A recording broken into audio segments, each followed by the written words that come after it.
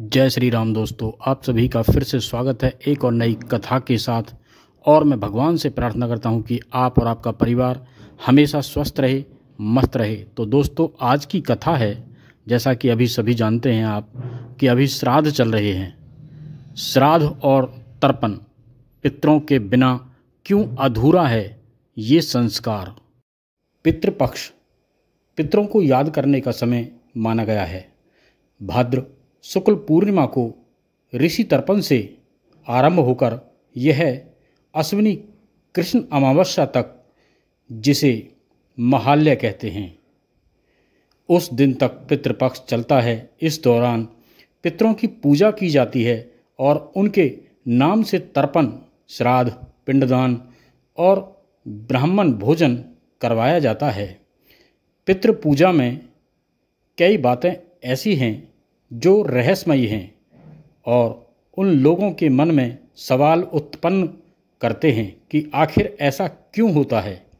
श्राद्ध का नियम है कि दोपहर के समय पितरों के नाम से श्राद्ध और ब्राह्मण भोजन करवाया जाता है। शास्त्रों में सुबह और शाम का समय देव कार्य के लिए बताया गया है, लेकिन दोपहर का समय पितरों के लिए माना गया है। इसीलिए कहते हैं कि दोपहर में भगवान की पूजा नहीं करनी चाहिए। दिन का मध्य पितरों का समय होता है। दरअसल पितर मृत्युलोक और देवलोक के मध्य लोक में निवास करते हैं, जो चंद्रमा के ऊपर बताया जाता है। दूसरी वजह यह है कि दोपहर से पहले तक सूर्य की रोशनी पूर्व दिशा से आती है, जो देवलोक की दिशा मानी गई है। दोपहर में सूर्य मध्य में होता है, जिससे पितरों का सूर्य के माध्यम से उनका अंश प्राप्त हो जाता है। तीसरी मान्यता यह है कि दोपहर में सूर्य अस्त की ओर बढ़ना आरंभ कर देता है और इसकी किरणें निस्तेज होकर पश्चिम की ओर हो जाती हैं, जिससे पितृगण अपने निमित्त दिए गए पिंड, पूजन और भोजन को ग्रहण कर लेते हैं। पितृपक्ष में पितरों का आगमन दक्षिण दिशा से होता है। शास्त्रों के अनुसार दक्षिण दिशा में चंद्रमा के ऊपर की कक्षा में पितृलोक की स्थिति है। इस दिशा को यम की भी दिशा माना गया है। इसीलिए दक्षिण दिशा में पितरों का अनुष्ठान किया जाता है। रामायण में उल्लेख मिलता है कि जब दशरथ की मृत्यु हुई थी तो भगवान राम ने स्वप्न में उनको दक्षिण दिशा की तरफ जाते हुए देखा था। रावण की मृत्यु से पहले त्रिजटा ने स्वप्न में रावण को गधे पर बैठकर दक्षिण दिशा की ओर जाते हुए देखा था। सनातन धर्म के अनुसार किसी वस्तु के गोलाकार रूप को पिंड कहा जाता है। शरीर को भी पिंड माना जाता है। धरती को भी एक रूप पिंड है। हिंदू धर्म में निराकार की पूजा के बजाय साकार स्वरूप की पूजा को महत्व दिया गया है, क्योंकि इससे साधना करना आसान होता है। इसीलिए पितरों को भी पिंड रूप मानकर, यानी पंच तत्वों में व्याप्त मानकर उन्हें पिंडदान दिया जाता है। पिंडदान के समय मृतक की आत्मा को अर्पित करने के लिए चावल को पकाकर उसके ऊपर तिल, शहद, घी, दूध को मिलाकर एक गोला बनाया जाता है, जिसे पाक पिंडदान कहते हैं। दूसरा, जौ के आटे का पिंड बनाकर दान किया जाता है। पिंड का संबंध चंद्रमा से माना जाता है। पिंड चंद्रमा के माध्यम से पितरों को प्राप्त होता है। ज्योतिष में मत यह भी है कि पिंड को तैयार करने में जिन चीज़ों का प्रयोग होता है उससे नवग्रहों का संबंध है। इसके दान से ग्रहों का अशुभ प्रभाव दूर होता है। इसीलिए पिंडदान से दान करने वाले को लाभ मिलता है। पितरों की पूजा में सफ़ेद रंग का इस्तेमाल इसीलिए किया जाता है क्योंकि सफ़ेद रंग सात्विकता का प्रतीक है। आत्मा का कोई रंग नहीं है। जीवन के उस पार की दुनिया रंग विहीन पारदर्शी है, इसीलिए पितरों की पूजा में सफ़ेद रंग का प्रयोग होता है। दूसरी वजह यह है कि सफ़ेद रंग चंद्रमा से संबंध रखता है, जो पितरों को उनका अंश पहुंचाते हैं। पुराणों के अनुसार व्यक्ति की मृत्यु जिस तिथि को हुई थी, उसी तिथि में उसका श्राद्ध करना चाहिए। यदि जिनकी मृत्यु के दिन की सही जानकारी न हो, उनका श्राद्ध अमावस्या तिथि को करना चाहिए। श्राद्ध मृत्यु वाली तिथि को किया जाता है।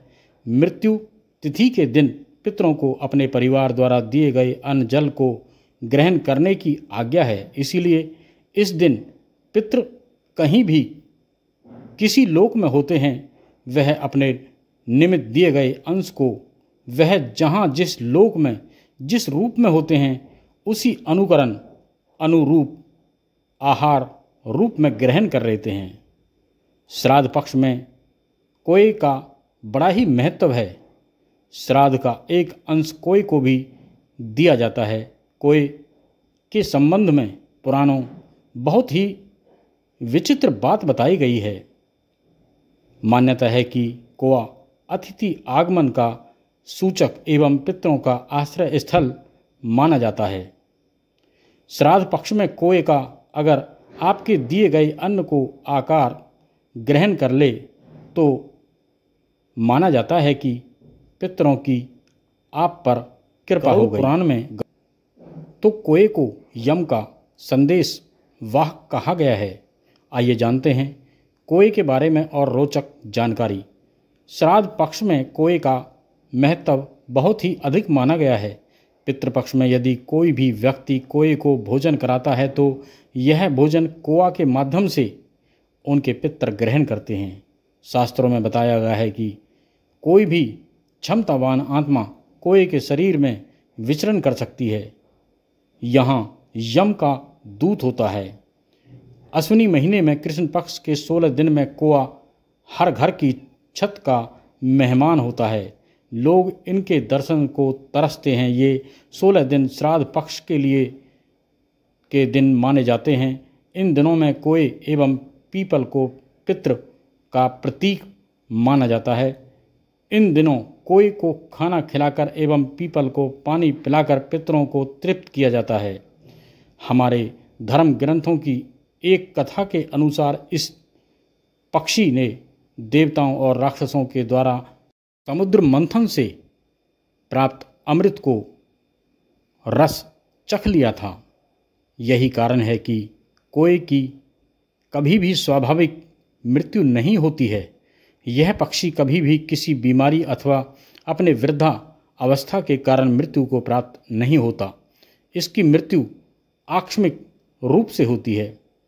यह बहुत ही रोचक है कि जिस दिन कोय की मृत्यु होती है, उस दिन उसका साथी भोजन ग्रहण नहीं करता। यह आपने कभी ख्याल किया हो तो कोआ कभी भी अकेले में भोजन ग्रहण नहीं करता। यह पक्षी किसी साथी के साथ मिलकर ही भोजन करता है। भोजन बांटकर खाने की सीख हर किसी को कोय से लेनी चाहिए।